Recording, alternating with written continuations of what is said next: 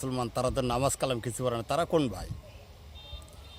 কথাটা খেয়াল করেন। শুক্রবারে নামাজ পড়লে শুক্র ভাই, রমজান মাসে নামাজ পড়লে রমজান ভাই, প্রতিদিন নামাজ পড়লে প্রতিনিধি ভাই। এটা তাদের বিধানে বলে, এটা আমার বিধানে তো বলে না। তা আমরা সাধু ফকির মানুষ, আমরা নামাজ পড়ি না। তা আমরা যে নামাজ পড়ি না, তাহলে আমরা কেমন ভাই? তাই ওরা ওদের ভাই হইতে পারে না, এই জন্য ওদের বড় শত্রু আমরা। কেননা এই শুক্র ভাই প্রতিনিধি যারা হইলেন, প্রতিদিন ভাই, শুক্র ভাই, তারপরে হচ্ছে রমজান ভাই, এগুলো কিন্তু আমাদের অলিয়া উলিয়া গাউজ কুতুব, এদের মাধ্যম দিয়ে কিন্তু এগুলো প্রকাশ হয়েছে। আজকে কিন্তু তাদের শত্রু এরা।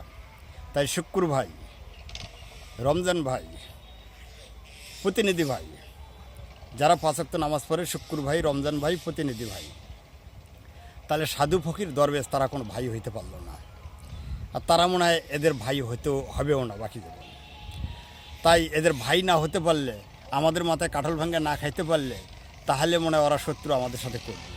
কেননা মসজিদে প্রতি মাসে, প্রতি সপ্তাহে, প্রতি বৎসরে যে ইনকামটা আসে, তারা মসজিদের কমিটিরা ভাগ করে খায়।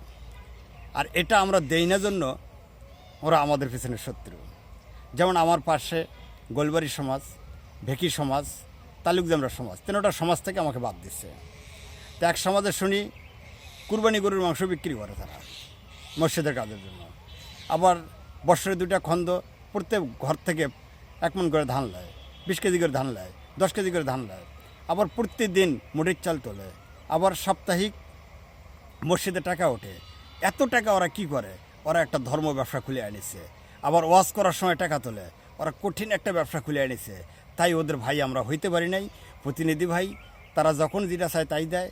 শুক্র ভাই যখন যেটা চায় তাই দেয়। রমজান ভাইয়েরাও দেয়। তাই আমরা কোনো ভাই হইতে পারি না। এই জন্য আমরা ওনাদের বড় শত্রু হয়ে গেছি।